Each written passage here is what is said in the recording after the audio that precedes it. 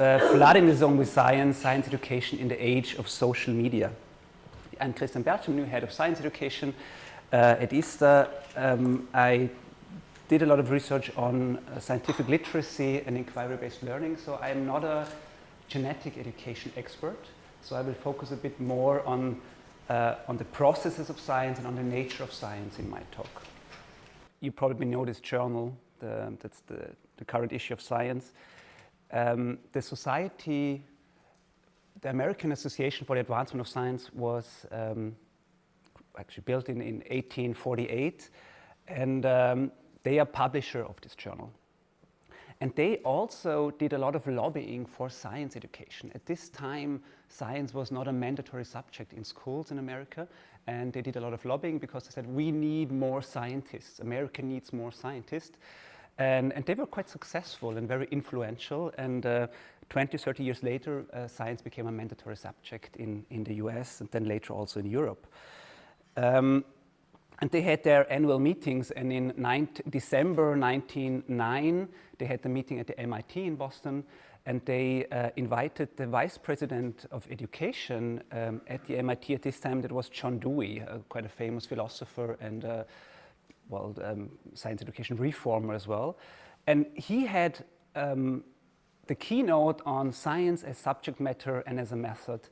And he published the keynote, a few weeks later in January or February in the Science Journal.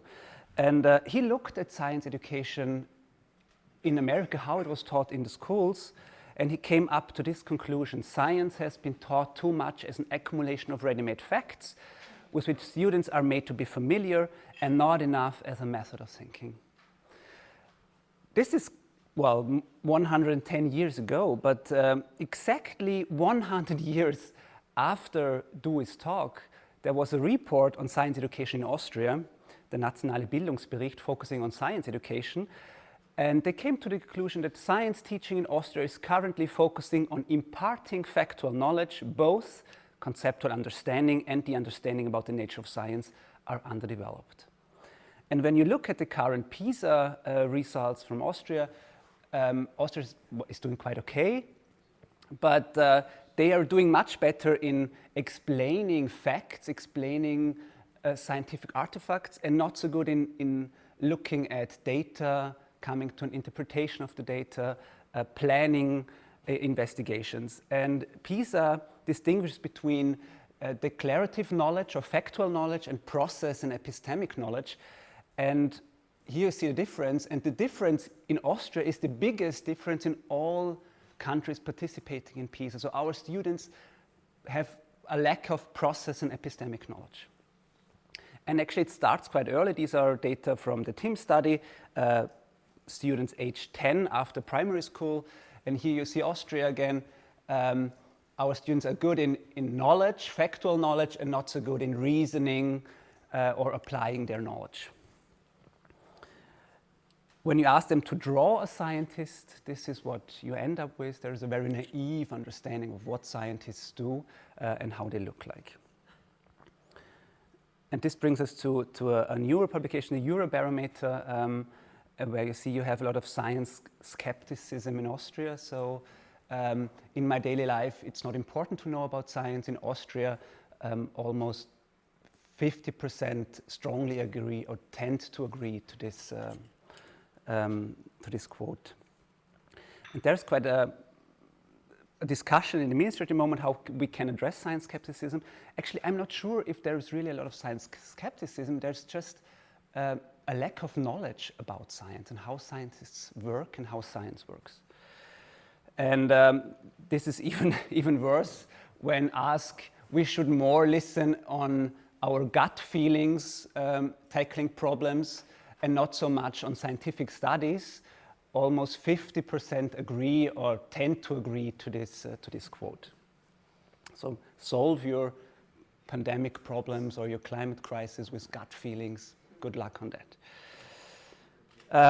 But the question is, how can we foster understanding about the nature of science? So there is a need of process knowledge, but how can we do that? We need to help the students and the teachers to develop an understanding what science is, how science works, what science can and cannot do, so also talk about the limits of science and how science contributes to culture. And there's a lot of research on this topic, and what we know is that we need to be very explicit about the nature and the process of science. So not focus only on the outcomes of science, but also on the processes. We distinguish between learning science, these are the facts, then learning to do science, the processes of science, how to plan an experiment, fair testing, using a microscope, and learning about science. That's about the processes and science and the epistemology of science. And when you want to address the processes, you need to address them. You cannot just, okay, by doing science, they learn about science. That's just not true. There's the so-called inquiry paradox that tells us, well, doing science does not necessarily change ideas about science. So we need to be very explicit in looking at all the different domains of learning science, not just on the learning science and doing science, but also learning about science. It helps when we facilitate authentic inquiry. So it means being involved in citizen science projects, for example, and when we foster contact with real scientists. And I brought 2 examples of what we develop when we want to talk about the nature of science with students. One is the so-called tricky tracks. And the students are just asked what they see, what they can observe, and how they can explain what is happening here. And I would like to give you a minute to think about an explanation what is happening here. So you collect data, you have observations, but what is your explanation on your data collection?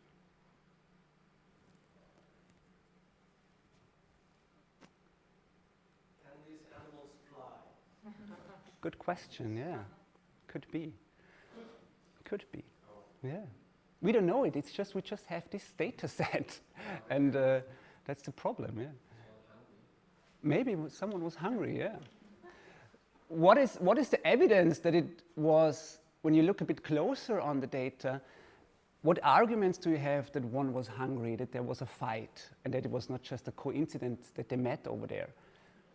And what students never think is that they have not been there at the same time. Yeah, how do we know if they were at the same time? It could be the other way around. And then you look a bit closer, and then children come to this, well, you know, look at his footsteps, they become larger and larger, maybe it was then faster, and it was some kind of attack. But at the end, we don't know it, and this is what science is about. We have data, but it's not about finding the truth, but on the interpretation of data, and coming to as close as possible to truth based on the data we have.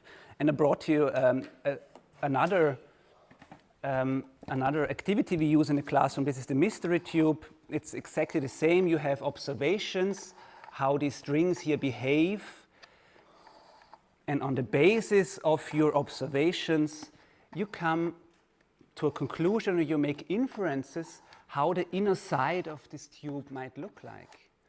And so you build a theory, okay, how is the inner side of this mystery tube? And then we give kind of toilet paper to the students, and they build models of this tube, and they see if it's working or not. And so you can use this mystery tube to talk about observation, about inferences, about theories, about scientific models.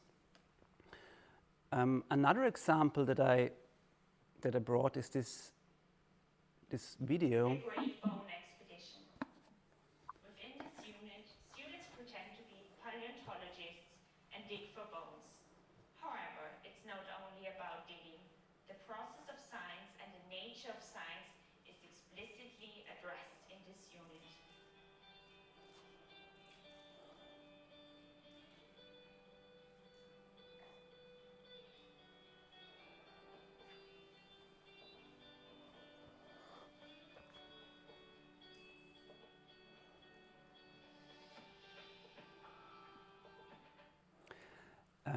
It is an interactive video, and we're going to put it on the ISTA website as soon as possible.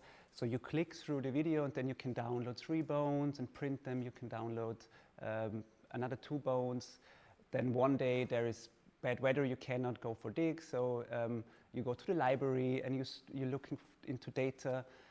Then the research funding is cut, so that your last day of digging, but you get a travel grant, so you visit other scientists and you get some information what they did, and you can travel around in the classroom. Okay, what bones did you find? And then you're invited to a conference to present a poster of how you think the animal lived. Yeah, what did it look like? How did it move? What did it eat? What was the habitat? And it's really coming as close to science as possible in the classroom. It was a primary school classroom. And what is often frustrating to the students, and even more to the teachers, because we train the teachers to use these materials. So what is the solution? How did it look like in the end? And I said, well, I don't know. This is not what science is about. It's coming as close as possible to the solution on the basis of your data. And teachers can't stand it, actually, because they need to know the solution at the end. But when you want to focus on the nature of science, it's an open process, and it's just looking at data, and we cannot tell them, actually, because otherwise they just give them the solutions at the end. Another activities we have at ISTA is that we try to foster direct contact with science and scientists. So we have the Zoom a Scientist possibilities, where you can invite scientists to the classroom to talk about what they are doing, how they are doing it. We also need to train our scientists to be, not just to talk about what they found out, about their science, but also about how they work.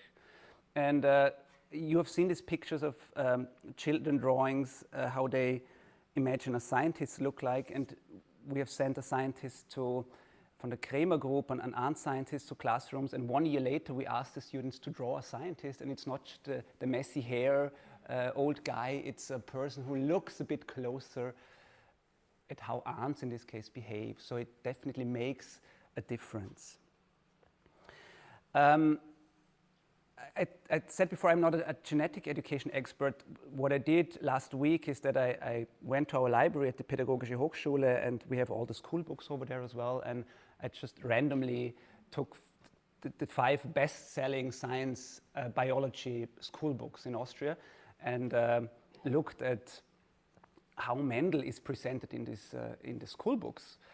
And there are a lot of positive things about Mendel in the school books, because you always have this box where you get information about the life of Mendel. So you see there are people behind science, and it's just actually Charles Darwin, Watson Crick, and Mendel.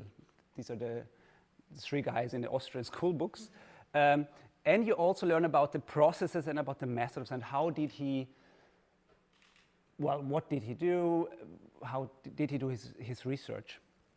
But of course, there are also a lot of missed opportunities when you focus on the processes of science, because he's in the school books, in the best-selling school books at least, presented as a kind of this isolated genius. He was very clever, coming from a poor family, and he made his way, and maybe it's hard to connect for young people to this super genius brain that made his way into science.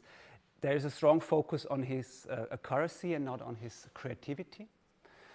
That was very interesting for me to read about, that he was in contact with Baruch Plasek. He was a rabbi in Brünn at this time. And actually, it sounds like a funny joke, at the beginning of a funny joke. An abbot and a rabbi sitting in a greenhouse and writing a letter to Charles Darwin, because this is what Baruch Plasek did. And they were both citizen scientists. Yeah? They were not trained scientists, but they were citizen scientists. And of course, they were in contact with other scientists as well. And this is also, he was always just in the greenhouse and working with his peas, but actually he was reading all the time as well. We know from his notebooks that he was in contact. He was aware of Charles Darwin's work, for example. And I just sum it up with 3 hours in the library, or 3 weeks in the greenhouse, or in the glass house, because this is what is important in science as well.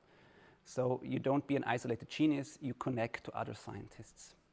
And this brings me to the second part of the presentation, science education in the age of social media. and why I changed the title of the presentation, because I've talked about John Dewey. He was 100 years ago, he was not interested in America needs more scientists. He published on democracy and education. He said students need to learn to distinguish between scientific facts and opinions to participate in a democratic society. And what was important 100 years ago is even more important today, because our students find a lot of information in the internet. And unfortunately, they find a lot of fake information as well. And the last weeks, I digged a bit into the climate denial bubble. And it's horrible, because now I got all this stuff on Instagram. And maybe you're interested in this, you could be interested in this. And this is how the climate change denial bubble is presented at the moment. It's not the IPCC report, it's the ICCC report. So it's not just like the flat Earth conspiracy. It's quite easy to find out that this is just a conspiracy. But everything here looks very scientific. There are 30 facts for climate realists. The realists is the denial bubble. And everything comes really plausible. And they looked at it and said, oh, that makes sense, that makes sense, that makes sense. And it's important, even for me as a biologist, to find out, is it fake or is it scientific facts? So the plausibility strategy does not work. And just think about, okay, we need to give our students more information. It doesn't help, because I have a lot of information on climate science, but it was really plausible for me. And they even quote some Nobel Prize winners, this Ivar Giaver. He won the Nobel Prize on his research on superconductors, and he's kind of a climate change denial poster boy at the moment, because he was a Nobel Prize winner, of course, and it's important when you win a Nobel Prize. But this is what we need to learn our students, that when you are a Nobel Prize winner, because we research on superconductors, you are not an expert on climate science. And I think we should focus a bit more on telling our students that scientific knowledge is socially embodied in a consensus of experts. And just when you're an expert in one field, you're not an expert in another field. And I think it helps when we not focus on more information, because as I told you, the information presented here was quite plausible for me as well. But I could find out that this is fake by checking the reliability of the authors. And here you see it's Anthony Watts, and it says he's a meteorologist. But when you Google it, he's a radio meteorologist. So he's presenting the weather forecast. And this is how it works, and you need to check the sources.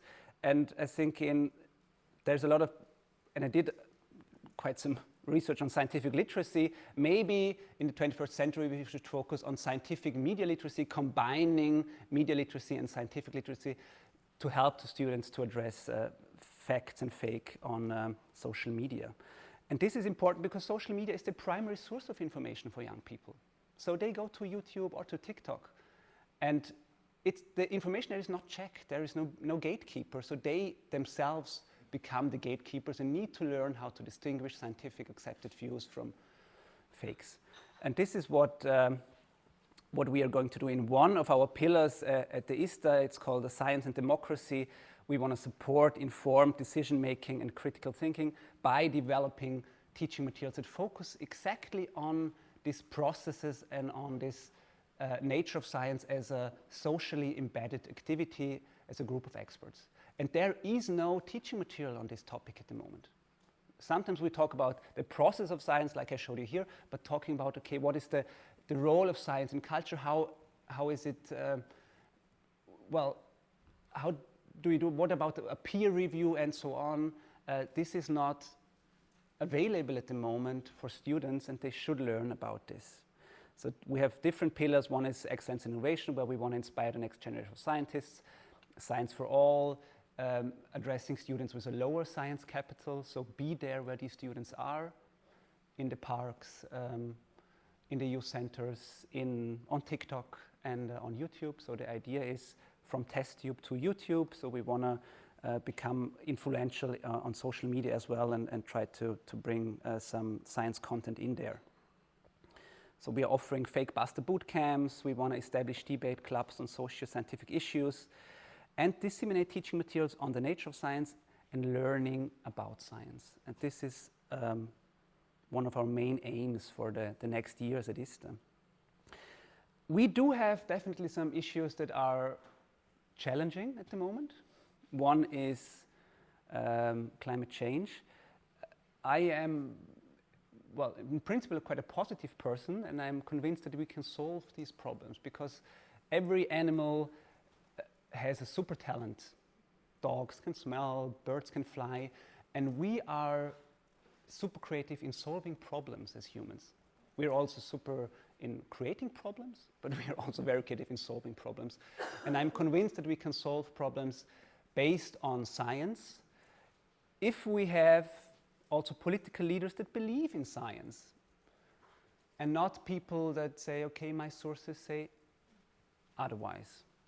Unfortunately, we have some of these political leaders as well that believe in a magic mystery ball more than science. And this is our role as science educators, as teachers, well, to help our students not to vote these guys. And I started with John Dewey. I'm going to end with Hannah Arendt, another famous philosopher. She did some analysis on how totalitarian rule could arise in Germany, but also in the Soviet Union.